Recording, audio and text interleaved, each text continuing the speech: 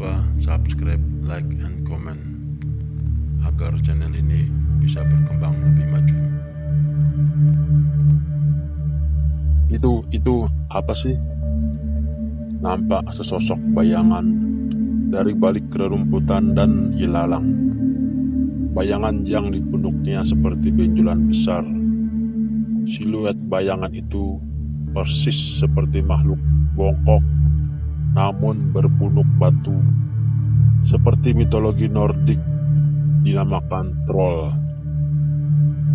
Lambat laun, siluet makhluk itu bertambah dekat dan ternyata dia... Aduh, boe, tak kira tadi demit. Ternyata dia adalah warga desa yang membawa banyak barang di punggungnya. Sungguh perkasa si mbok ini, padahal usianya sudah tidak muda lagi. Aduh mas, masa cantik ini dibilang demit? Waduh, terpesona aku mbok. Emang umur si mbok udah berapa? 63 le. Waduh, masih muda si mboknya, ucapku. Sebaya nenekku mbok, ucap Mas Joko. Dasar bocah, sukanya ganggu nenek-nenek aja. Udah habis yang muda ya? Kami pun tertawa bersama. Sini mbok, tak bantuin. Udah, gak usah le. Gak apa mbok, emang mau kemana? Mbok iem. Nah, pas itu kami juga mau ke sana. Akhirnya beberapa tentengan kardus pindah ke tangan kami. Dalam hatiku, buset, ini nenek-nenek bawa barang berat amat. Kok sanggup ya? Tapi aku diam. Bisa malu nanti masih muda loyo. Apa kata dunia? Dalam perjalanan iseng kami pun bertanya-tanya. Mbok, namanya siapa? Parmi le. Mbok, itu bawa barang buat mbok Yem dari bawah ngambilnya ya? Lah iya tole. Mbok biasanya bawa barang 45 kilo le. Aja gile. Kok bisa ya mbok bawa keril aja ini dah lemes. Ya, namanya kerja di desa le, keras. Makanya sampean belajar yang pinter biar jadi wong sugih. Iya mbok. Perjalanan pun kami lewati dengan melewati beberapa undakan batu. Bahkan dari ngobrol-ngobrol yang terkesan sederhana, perempuan itu mengaku sebagai pengangkut logistik sejak warung Mbok Yem berdiri. Tahun 1995, selama menjalani pekerjaan yang cukup ekstrim bagi sebagian orang. Ternyata Mbok Parmi tidak pernah mengalami kendala yang berarti. Bahkan gilanya lagi, ia pun mengaku tidak lelah saat naik dan turun gunung dalam sehari. Sampun biasa mas, ucap Mbak Parmi. Kami semua terkesima oleh cerita Mbok Parmi. Bahkan tanpa kami tanya pun, dia bercerita tentang kehidupan warung di atas awan ini. Mbok Yem tinggalnya di warung sana sama keponakannya si Muis. Hanya saat lebaran kalau turun gunung, Mbok Yem ya orangnya sehat meski sudah sepuh. Di warung sana ada listrik dari tenaga surya. Dulu dikasih orang Jakarta, terang Mbok Parmi. Wah, ternyata pakai tenaga surya ya mbok. Saya pun baru tahu kalau ada hibah dari para pendaki dari kota, ujar Mas Joko. Iya le, kalau ada kebakaran baru pendaki sepi. Terkadang ada juga mereka yang meninggal karena terjebak kebakaran. Tak terasa, kami pun sudah tiba di warung Mbok Yem. Sepertinya dengan banyak ngobrol di jalan, waktu tempuh terasa sebentar. Makasih banyak ya udah ditolongin. Kami yang makasih mbok, udah ditemenin sambil ngobrol. Akhirnya kami pun masuk ke dalam bedeng yang didirikan oleh para pemilik warung untuk melepas lelah. Keril kami segera susun. Bahkan tenda pemberian dari teman-teman Fajar pun tak kami gunakan. Mas Joko dan Endri pun segera terjatuh di dalam bedeng untuk melepas lelah. Sementara itu, aku masih di luar. Ku pesan kopi kepada Mbok Yem, kemudian ku hirup di tengah kerembangan malam. Tidak banyak pendaki di sini. Mungkin saat ini bukan malam satu suro, di mana malam itu biasanya akan banyak peziarah dan mereka yang nampak tilas Prabu Brawijaya. Kulihat temaran bulan purnama, cahayanya teramat lembut. Bulan yang indah layaknya ke wajah gadis yang bersinar semu. Pundakku ditepuk oleh seseorang yang berwibawa. "Mas Jati," ujarku. "Gimana kabarmu, Don?" "Baik, Mas." "Kemana temanmu?" "Sedang di dalam bedeng, Mas." "Sebenarnya aku butuh bantuanmu, tapi itu kalau kamu mau. Tapi resikonya kamu harus meninggalkan temanmu. Mungkin saja kamu akan pulang sendiri nanti dari Lawu." "Maksud Mas, aku turun gunung sendiri?" "Bukan, kamu akan Mas antar sampai ke bawah. Cuma yaitu, kalian pastinya nanti akan terpisah." Jiwa petualanganku seakan tertantang, tapi tetap aku tak bisa gegabah. Setidaknya, aku juga akan izin pada kawanku untuk membantu Mas Jati bila mereka setuju. Saat ini, bila aku membantu Mas Jati, resikonya aku akan terpisah perjalanan dengan mereka. "Mas Dri," ucapku menggoyang mereka yang nampaknya sangat lelah. Ada apaan sih?" Mas Joko terbangun, begitupun juga Endri. "Maaf sebelumnya, ada yang ingin gua sampein." Kemudian aku pun bilang apa yang diutarakan Mas Jati. Sementara Mas Jati pun mengiyakan dan janji akan mengembalikan aku tanpa cacat. "Yakin lo?" ujar Endri. "Yakinlah. Ini loh, simpen Norsi Hendra kalau udah sampai bawah." "Oh, iya makasih." Aku dan kedua sahabatku pun berjabat tangan sambil berpelukan. Nampaknya akan ada cerita yang menantang di depan. Entah hawa yang sangat bergairah ketika Mas Jati meminta bantuan. "Kamu gak capek, Don?" Sambil ia menyuruhku jalan di belakangnya karena ia yang memegang senter. "Sebenarnya iya sih. Tenang, nanti kita akan menuju ke Sendang Derajat dulu. Sekalian untuk mulihin rasa letihmu, Don." "Iya, Mas. Jalan menurun lebih enak dilalui. Apalagi ketika menuruni sebuah tanjakan yang bisa dibilang mirip dengan tanjakan cintanya Gunung Semeru.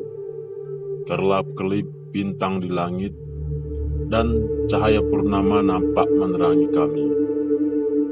Dari kejauhan sudah terlihat Sendang Derajat. Bahkan di sana pun ada shelter untuk istirahat. Seperti di tempat Mbok Yem untuk para pendaki yang tidak membawa tenda. Hampir saja aku lupa. Maksud Mas Jati minta tolong aku Untuk apa akhirnya setelah dikit lagi sampai, aku memberanikan diri untuk bertanya, "Mas, sebenarnya aku harus bantu apa?" "Oh iya, aku lupa ngasih tahu kamu. Kita akan mencari bunga yang langka. Namun, kata kakek yang bisa membantuku itu ya kamu, Don." "Emang bunga apa itu, Mas?" "Bunga yang tidak bisa disebut namanya. Karena penghuni gaib di sini akan mengajar kita, sebab bunga itu adalah sangat keramat."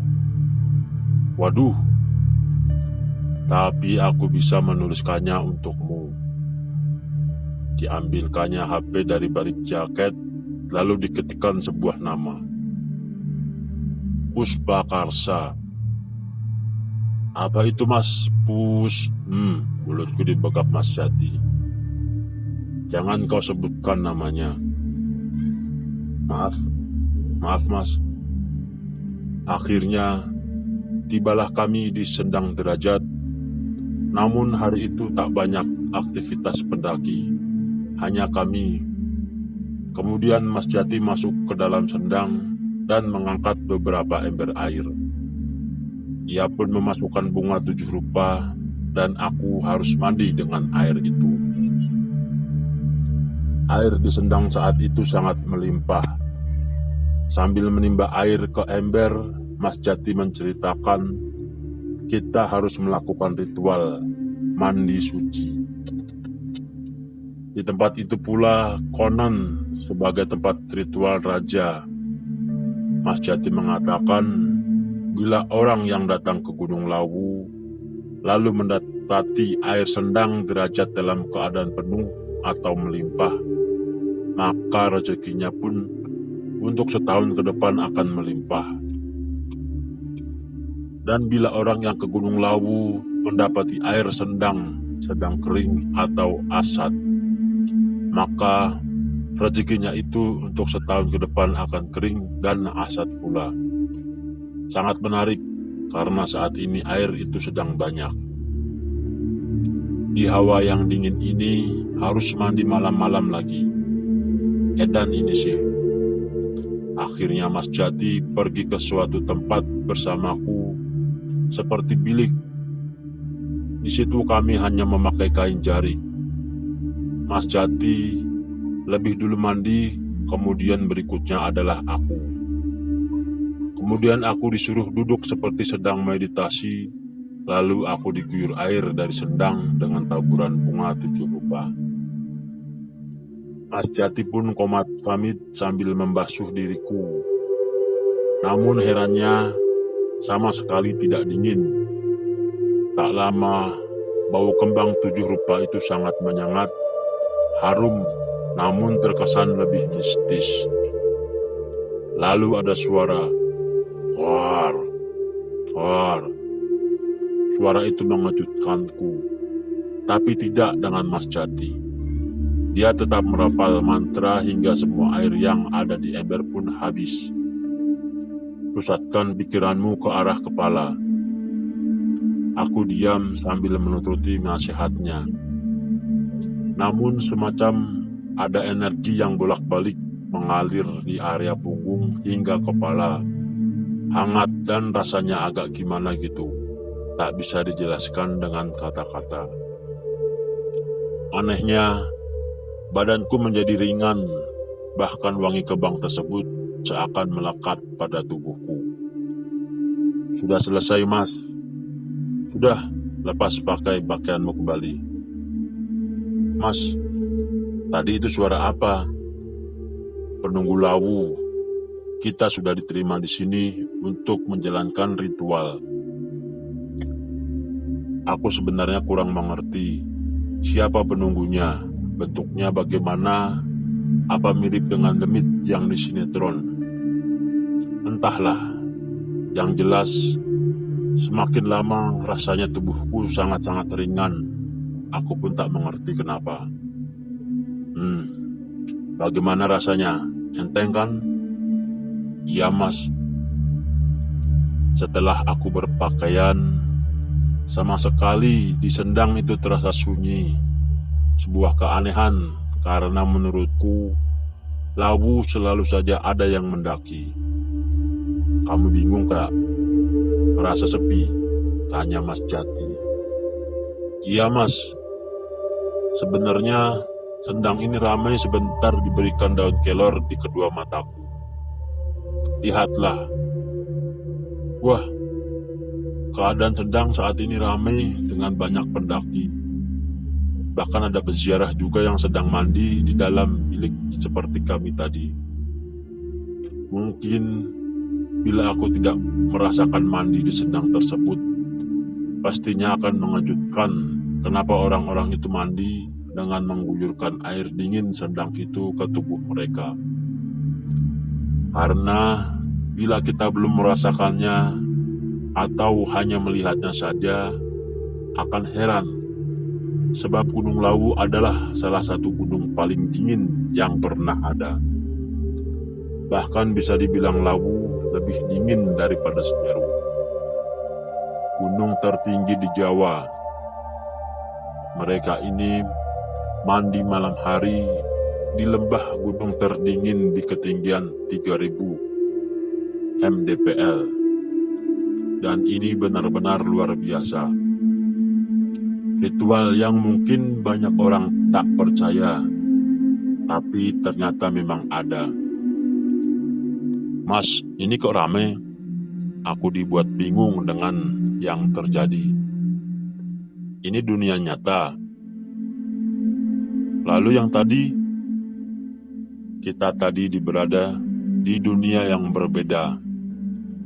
Ramai di dunia nyata, namun sepi di dunia lain.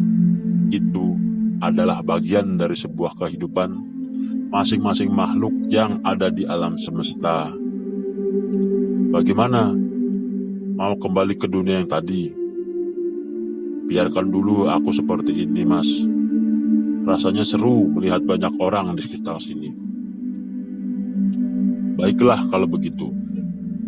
Loh, kok Mas? Mereka gak ada yang negor kita ya? Cuek-cuek saja. Kembali Mas Jati terkekeh. Lalu ia pun berkata dengan nada berat yang berwibawa. Fisik kita ada di alam yang berbeda. Tentu saja mereka tak lihat. Makanya tadi mau dibalikin lagi mata batinnya, katanya nanti saja. Kembali ia terkekeh. Loh, gitu. Bila mereka bisa melihat kita, bisa heboh nanti kalau lihat kekuatanmu. Maksudnya apa, Mas? Kundalinimu sudah terbuka hingga cakra mahkota, dan kamu bisa gunakan untuk meringankan tubuh. Langkah kita berjalan akan lebih cepat dibandingkan manusia biasa. Gila, ini pengalaman baru, Mas. Layaknya seorang pendekar yang aku baca di buku-buku. Terutama jagoanku si Wiro Sableng. Ternyata ini kisahku hampir mirip dengan tokoh silat yang hebat di dalam cerita novel. Ah kan, mukanya seneng gitu. Gimana mau dibalikin lagi nih pandangannya? Mas Jati kembali menggodaku. Nggak usah Mas, agak gimana gitu kalau laut terasa sepi. Ya wis, tapi ada kalanya nanti akan aku tutup biar tak ganggu konsentrasi. Iya Mas. Sekarang kita berjalan dulu untuk sedikit meditasi di Jolotundo. Sebentar lagi jam 12 malam, tepat bulan purnama, hari baik untuk melaksanakan meditasi. Aku ikut Mas saja. Kami pun meninggalkan Sendang Derajat, Sendang tempat petilasan Prabu Brawijaya. Tempat banyak pendaki ngecamp di situ. Karena ada juga warung yang bisa buat mengisi perut yang lapar. Jadi jangan takut kelaparan untuk mendaki Lawu. Tapi tetap saja harus berhati-hati, jangan terlalu jumawa, juga bila di atas gunung. Benar sekali, kali ini perjalanan terasa lebih mudah. karena efek ringan pada tubuhku.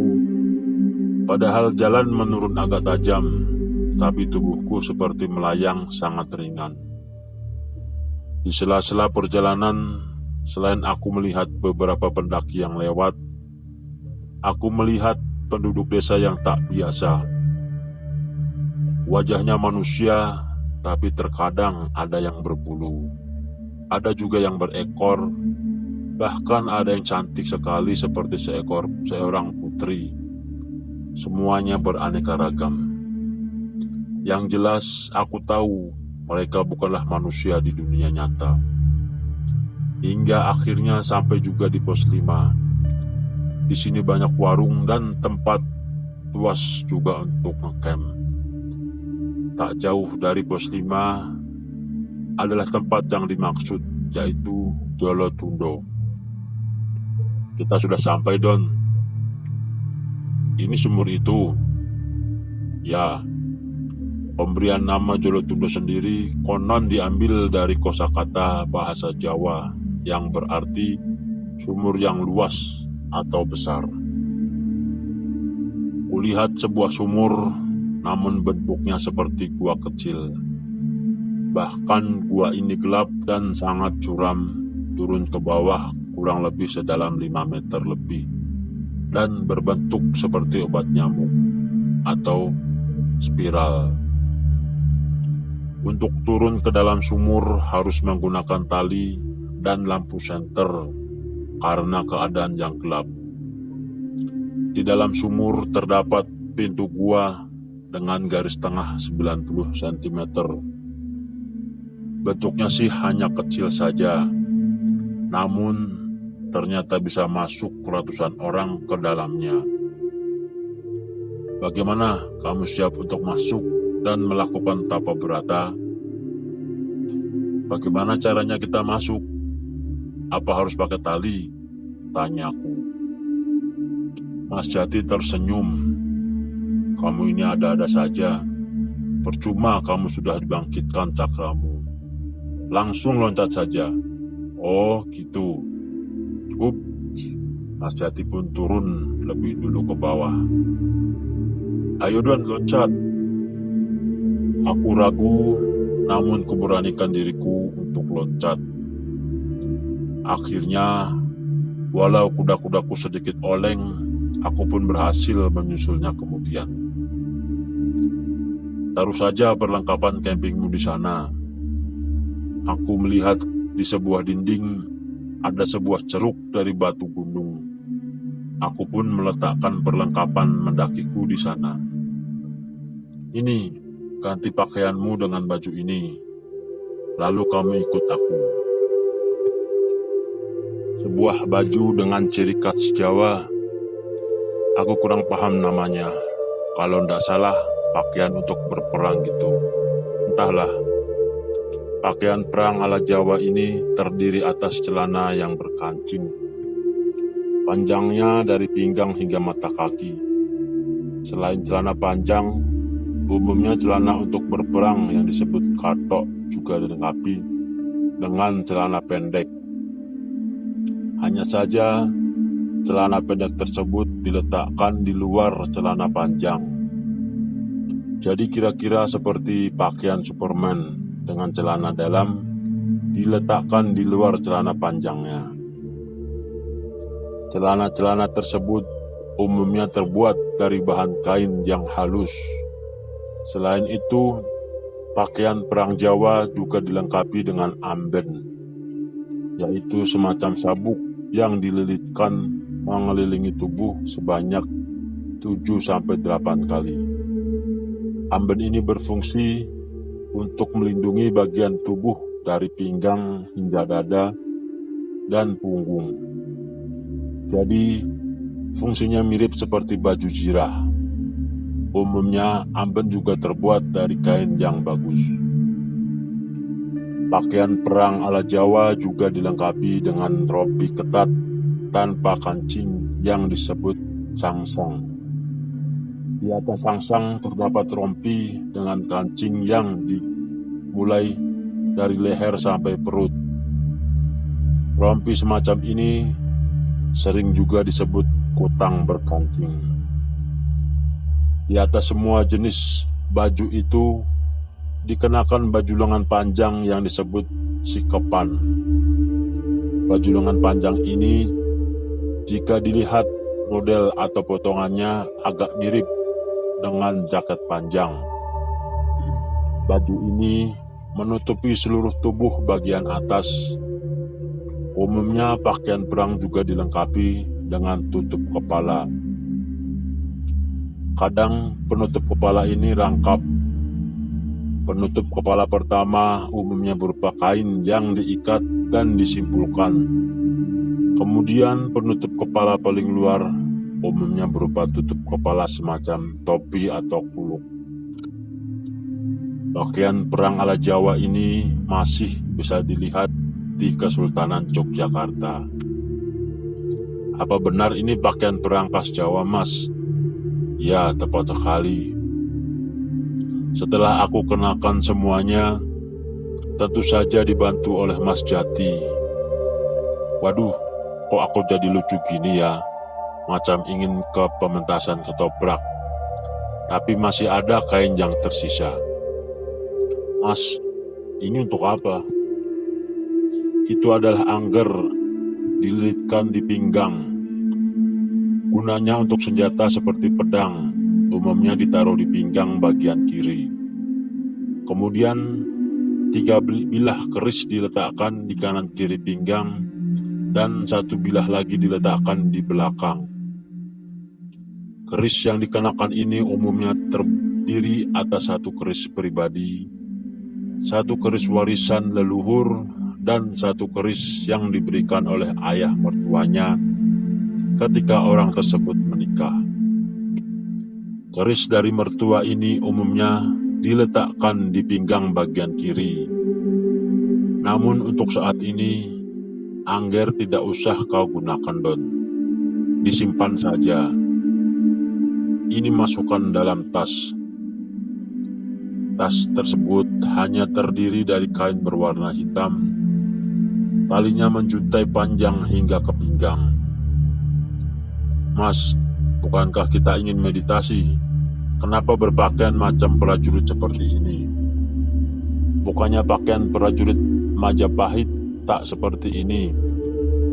Hanya kain dan celana, lalu bertelanjang dada, mirip di film Saur Sepuh. Ini bukan film, Don. Coba kamu rasakan dan dengar apa yang ada dalam sumur ini. Suara ombak, Mas. Loh, kok aneh? Ini kan gunung. Sumur di puncak Lawu ini bukan sembarang sumur. Karena sumur Jolotunda ini memiliki alur sampai ke Laut Selatan. Aku pun di sini bisa mendengar suara debur ombak pantai selatan yang jauhnya mencapai ratusan kilometer dari puncak Lawu. Meskipun orang awam sekalipun bisa mendengar deburan ombak dari sumur tersebut, pikirku karena memang terasa jelas di telinga. Kemudian Mas Jati sedikit bercerita tentang hubungan Lawu dan pantai selatan juga dengan Yogyakarta. Sebenarnya Kanjeng Ratu Kidul, penguasa pantai selatan, dahulu mengikat perkomplotan dengan Panembahan Senapati, pendiri kerajaan Mataram Islam, terkait dengan Keraton Ngayogyakarta Hadiningrat. Menurut catatan sejarah pada abad ke-9, tak jauh dari Gunung Merapi ada kerajaan Mataram Hindu atau Buddha dinasti Sailendra yang berada di bawah naungan Sriwijaya. Kerajaan ini terpaksa dipindahkan ke timur karena bencana Merapi. Kerajaan Mataram kuno di bawah dinasti Sailendra ini dikisahkan sebagai kerajaan yang sangat maju dan makmur. Beberapa peninggalannya masih dapat kita lihat seperti Candi Borobudur, Candi Boko, dan Candi Prambanan yang masih berdiri kokoh.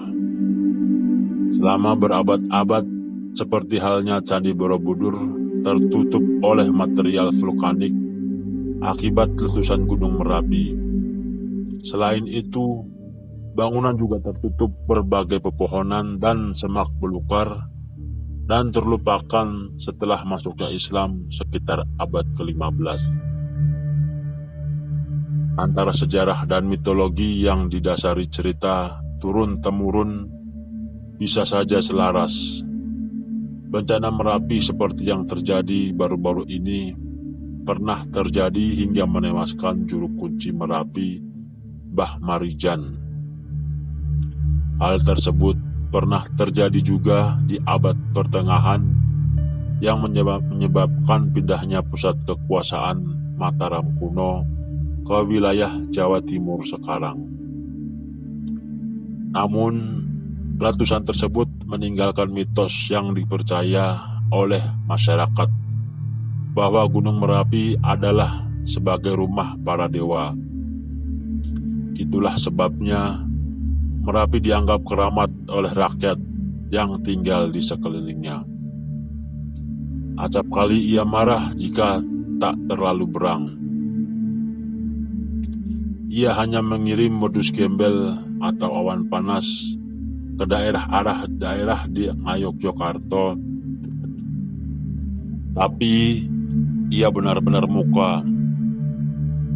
Lidah apinya menjulur kemana-mana, menjilat pepohonan, rumah, dan penduduk kurang lebih 7 abad kemudian. Setelah bencana Merapi sekitar abad 16, lahir Mataram Islam di bawah Panembahan Senopati. Merapi pun menjadi satu kesatuan rangkaian legenda tentang Mataram dan Panembahan Senopati. Selain Keraton Ngayogyakarta, di sekeliling Merapi ada keraton makhluk halus di 4 arah, yaitu Keraton Laut Selatan yang dipimpin oleh Kanjeng Ratu Kidul, Keraton Merapi di utara yang dikuasai oleh Kiai Sapu Jagat. Di kaki Gunung Merapi ada bukit kecil bernama Gunung Wutoh yang merupakan pintu gerbang utama Keraton Merapi. Keraton Gunung Lawu di timur yang dipimpin oleh Kanjeng Sunan Lawu. Kayangan Dlepih di sebelah barat yang dipimpin oleh Sang Hyang Pramoni. Ratu Kidul dipercaya sebagai penjelmaan dari Dewi Srengenge, adalah anak dari Raja Munding Wangi. Mataram Hindu di masa Sailendra yang menikah dengan Panembahan Senopati. Apa yang dapat dimengerti dari kisah itu?